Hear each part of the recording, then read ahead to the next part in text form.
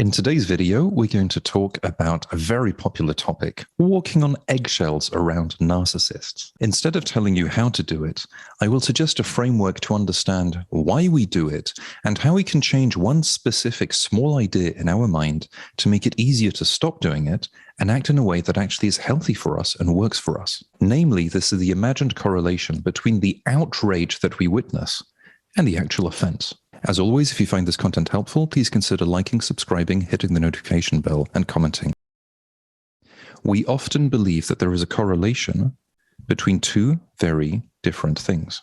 First is the level of the offense that was made, and the second is the outrage that we observe. We tend to assume there's a correlation between these two. A correlation would look like a straight line. So if here we're at 10 out of 10 of offense, we did the worst thing imaginable, and here we're at 10 out of 10 of outrage, somebody completely loses their mind. We tend to assume that if they lose their mind, it's because what we did is one of the worst things imaginable. Provided people are being honest and transparent, we can assume there is some form of correlation where people would simply be moving up and down the line depending on the level of offense that was made. When we believe this, of course, it makes us really vulnerable to being tricked by somebody who simply mimics the outrage and leads us to believe that what happened, let's say this is 8 out of 10 and this one is 8 out of 10, but it is the same level. Now, when we believe that there is this correlation, anytime someone goes berserk,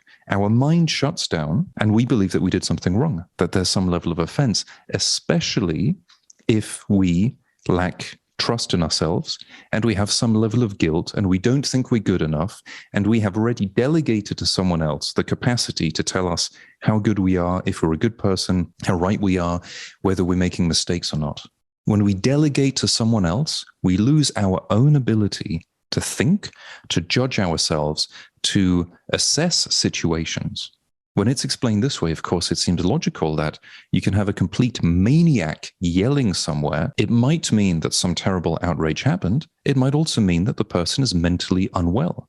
So on the one hand, we believe that whoever is showing outrage is being truthful, and we forget that they have the ability to lie, to exaggerate, to mimic, and to manipulate other people. And the people most vulnerable to this are the people who have more empathy for others than the people who have less empathy, who will just shrug their shoulders and think this person is a lunatic and probably needs some psychiatric help. I'd like you to consider two ideas to help you use this graph to reframe your thinking. The first one is think, how do you assess the level of offense between 0 and 10?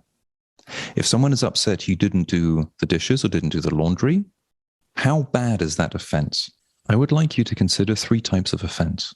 You've got the smaller ones in green, which are rather innocuous. You've got the medium ones in yellow, which might become a problem. And you've got the red ones that are huge problems for you. I don't know what's going to be right for you, and what's right for me might be quite different. It's sort of irrelevant. What's important is what is right for you. Then I would like you to consider the same thing in terms of the outrage. 3 categories again: small, medium, and large. Small reactions, medium reactions, and large reactions. And just have this grid in your mind when you think about things that happen. What we want to observe is whether people are roughly in line with what we think is a reasonable reaction, whether they are on the slightly lower side, or whether they are systematically higher up. If they are systematically higher up, from our point of view, in our mind, they are overreacting. Toxic people and narcissists will often accuse us of overreacting when in our mind we are on the lower side. It's important to have an idea of the way we see things to avoid them being judged. If you consider that whatever offense was rather small, but you got a massive overreaction from the other person, you don't need to argue with them. You just observe that you've got different points of view of what is a reasonable reaction and what isn't. Bear in mind that we often want to convince people to change and we want to find common ground. What makes us believe that their way of behaving isn't working perfectly for them? Generally, the walking on eggshells means that regardless of what happens, we basically enter danger zone. Remember also that toxic people will often accuse you of making them walk on eggshells. And that is one way to try to diminish the already rather feeble level of concern or level of conversation you might be having based on what they're doing. They flip this back at us. This is why arguing about it is not helpful, but simply observing your point of view and seeing if there's a discrepancy between the two. There generally is a discrepancy. The question is it close enough that you can find common ground? And are you somewhere close to what seems like a reasonable point? If you're not, what's the point? What's the point of continuing if you don't believe it's going to work out? But the first step here is to stop conflating outrage with offense. This is a tool that narcissists use to manipulate good people, make them feel bad, and make them feel guilty. Now, as we know, the subject of the outrage can be something quite trivial. I'll take one example. Someone was upset that in the meal that was cooked for them, the vegetables were being cut into relatively large pieces. And she threw an absolute fit about that, which is, of course, a bit strange when you believe that cutting the vegetables into larger pieces means you've got more flavor and more taste. So in this case, the exchange was simply asking, why are you upset about this? And she said that in her mind, larger pieces simply meant that somebody cared less and put less effort into the meal, as opposed to it being a culinary choice. Now, of course, we can wonder, does it really make sense when someone is preparing a meal for you, is putting in some effort to make it nice?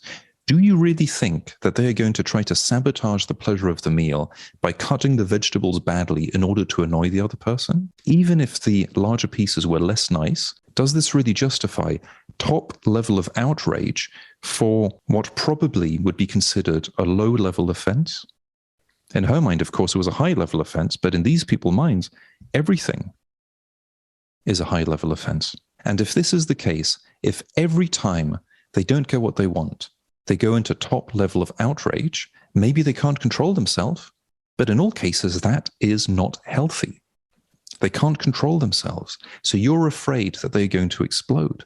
It's like walking up a sleeping volcano that might not really be sleeping, or that keeps erupting, or you're sitting on a ticking time bomb. Do you really want this? Is this really the right way forward to have a healthy relationship? Maybe it works for you.